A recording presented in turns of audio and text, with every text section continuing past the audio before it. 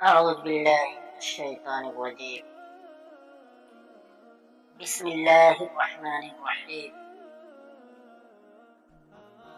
دوستوں اور بزرگوں اور میرے دینی بھائیوں، آج میں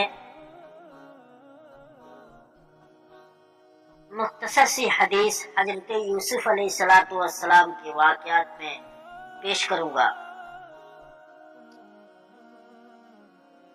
آپ کو سناؤں گا کہ حضرت یوسف علیہ السلام کیسے بادشاہ بن گئے۔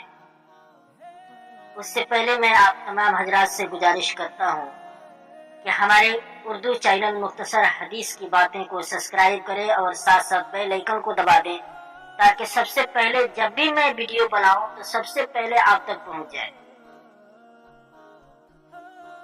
حضرت یوسف علیہ السلام کیسے بادشاہ بن گئے، میں اس واقعہ کو اب میں پیش کرتا ہوں آپ تمام حضرات کے سامنے، آپ متوجہ فرمائیں۔ حضرت یوسف علیہ السلام جب جیل سے رہا ہو گئے تو بادشاہ ہونے کا حکم دیا کہ یوسف کو عزت کے ساتھ بلایا جائے، میں شاہی خدمت ان کے سپرد کروں گا۔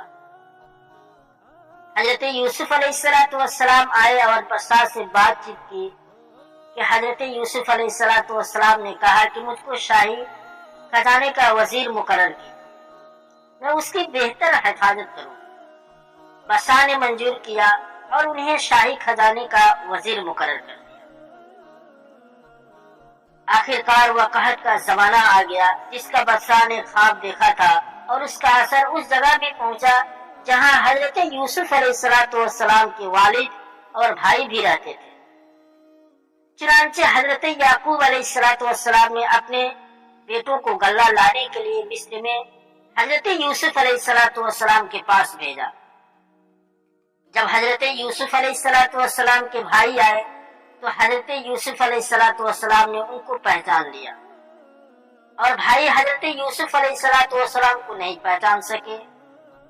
حضرت یوسف علیہ السلام نے ان کو غلہ دیا اور کہا کہ اگلی دفعہ آؤ تو اپنے دوسرے بھائی کو بھی ساتھ لے کر آنا، ورنہ میں تم کو غلہ نہیں دوں گا۔ اور اپنے ملازموں سے کہہ دیا کہ جو قیمت انہوں نے غلہ کی دی ہے وہ ابھی چپکے سے ان کے سامان میں رکھ دو تاکہ وہ پھر مصر آئے۔ جب یہ لوگ اپنے شہر کنعان پہنچے تو اپنے باپ حضرت یعقوب علیہ السلام سے کہا کہ ابا جان، اب کہ ہمارے ساتھ بھائی کو بھیجیے، ورنہ ہم کو غلہ نہیں ملے گا اور ہم اس کی خوب حفاظت کریں گے۔ جب انہوں نے اپنا اسباب کھولا اور اس میں ساری رقم دیکھ کر بہت خوش ہوئے۔ پھر باپ سے کہا کہ دیکھیے شاید مصر نے ہماری رقم بھی واپس کر دی ہے، آپ ہمارے ساتھ بھائی کو ضرور کر دیں، ہم خوب حفاظت کریں گے اور ہم کو سامان بھی زیادہ ملے گا۔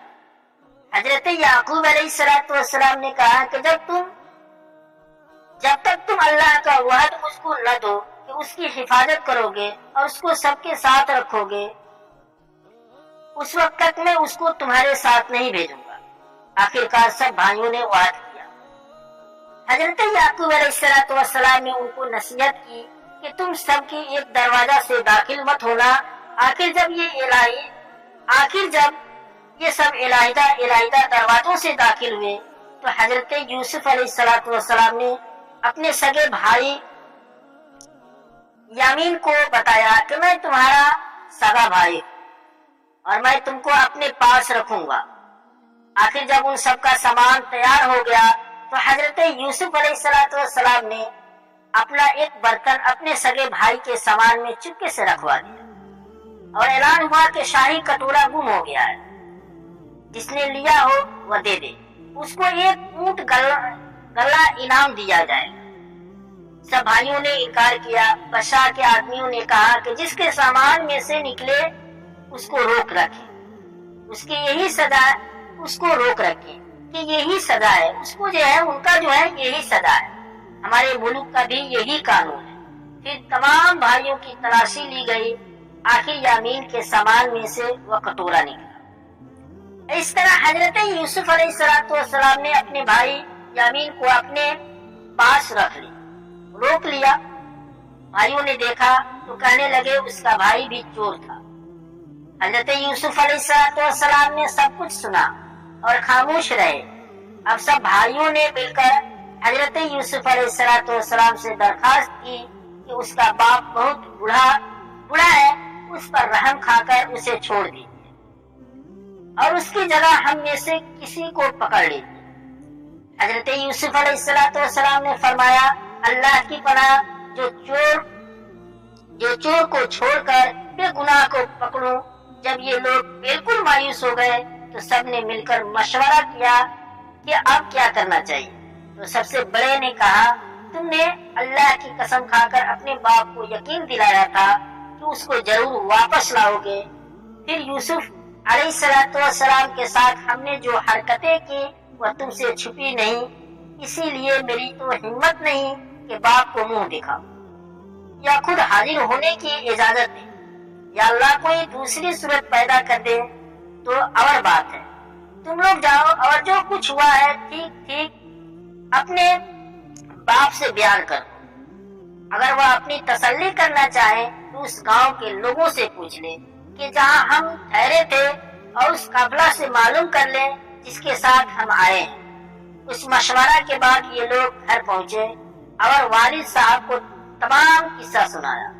उन्होंने सुनते ही फरमाया, तुम्हारे दिलों ने ये बात घेर ली है, बहरहाल सब्र अच्छा है। उम्मीद है कि अल्लाह हम सबको एक जगह जमा कर देगा, वही खूब जानता है कि ये क्या हो रहा है। और उनसे दूसरी तरफ रुख कर लिया। हजरत यूसुफ अलैहिस्सलाम के गम से उनकी आंखें सफेद हो गई।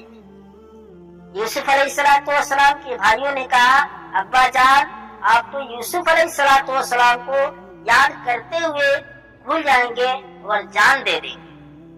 उन्होंने फरमाया, मैं अपनी शिकायत तो अल्लाह से करता हूँ और मैं ऐसी बात नहीं जानता हूँ जिनकी तुम्हें खबर नहीं।